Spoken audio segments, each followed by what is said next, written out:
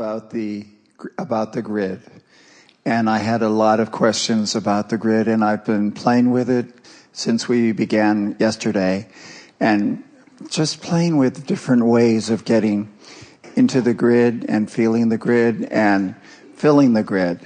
And so I'm playing. Let's just use one word for that, and that's preparing the grid, because you're always in it.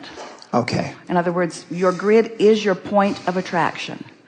It's like the framework that's going to fill in with the details. So you've got this general vibration going on, this primary vibration going on, which is your point of attraction, which is what the grid is. And so when we talk about preparing the grid, we're talking about deliberately achieving a vibrational stance, or deliberately releasing resistance that allows the vibration to raise. Yeah. So what I notice, or perhaps my commentary about myself, is that I'm a little sloppy about how I let the grid fill in, and I'm becoming more focused. Well, we want to again, we're going to nitpick with words, because once you really get this, it makes it easier. You can't let or not let the grid fill in. It's filling in. So what you mean is, I'm a little sloppy about my point of attraction, because I think all over the place. I'm not thinking and feeling deliberately. Right. All right, cut it out. That's certainly the goal. So what I'm thinking of are different ways, and I'd like to go through the process that I'm developing about this. Good. And so the first step for my process is to be aware that there is a grid, that it's full of energy formations, and that grid is something I want to pay attention to. And would you say, because we would, okay, that your grid, therefore, is a vibrational state of being, and it equals your beliefs? Because a belief is just a thought you keep thinking. Right. And a belief is a habit of thought. So your grid really is your beliefs. So I've never... That was good. I've never thought of beliefs as being part of the grid. So that's an interesting... But you got to feel the logic of it. Right. If a belief is a thought that you think... Right. And a thought that you think is the reason for your vibration, and your vibration is your point of attraction, and that's the same label that we're giving to the grid, then your grid equals the set of beliefs that are active within you. Let's begin again. Right. Let's make it really, really accurate. Active beliefs. Your grid equals your active beliefs.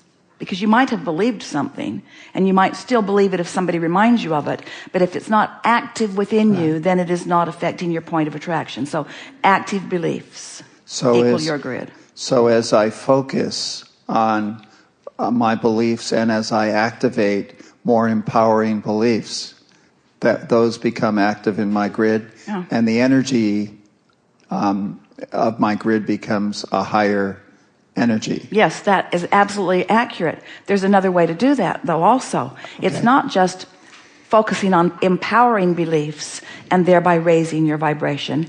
It's the absence of disempowering beliefs. In other words, your cork floats. Mm-hmm. That's up there where the pure positive energy is. You can hold it under the water.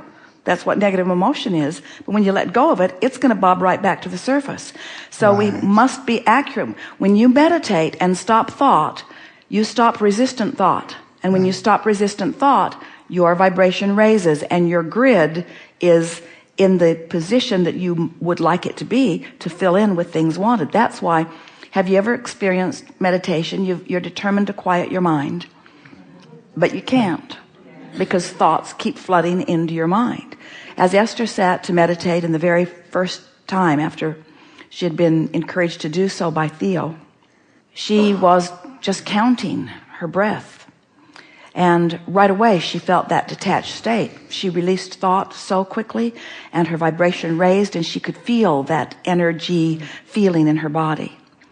And as she and Jerry meditated over the next several months, 9 months, during much of that time, we were speaking to Esther. We were projecting those blocks of thought, and she was translating them. The thoughts were flooding into her mind, but she thought it was her own mind chattering, so she would just breathe more to get rid of us. so what happens to you often when you get your vibration up there, you begin receiving the streams of thought. Right. Yeah. Right. And so last night I was preparing, hopefully, to be here today in the hot seat. And as I was aligning my energy with that, it was like all these thoughts started coming up. And all of these ideas and all these awarenesses were beginning to focus and, come into my, if you will, my grid. And that just felt good. It felt like the unraveling of perhaps some disempowering thoughts, some thoughts of, a little bit of self-judgment and such. And I wanted to let those go. Unraveling is a good word, but we really prefer the word just deactivating, because every thought that's ever been thought still exists, and you have the potential of tapping into any of them too, if you're in the vibrational vicinity of them. So rather than thinking about undoing thoughts or unraveling thoughts, think in terms of just releasing unwanted thoughts. We have teased in the past about deactivating them, but you can't deactivate a thought that you're looking at. I'm going to deactivate that. No, you're not. I'm not going to think about that thing I'm thinking about. Right. But you can deactivate one thought by activating another. And so that's why even with meditation, we encourage you to focus upon something really general. Those of you who have been listening to us for a while, isn't that the ultimate in going general?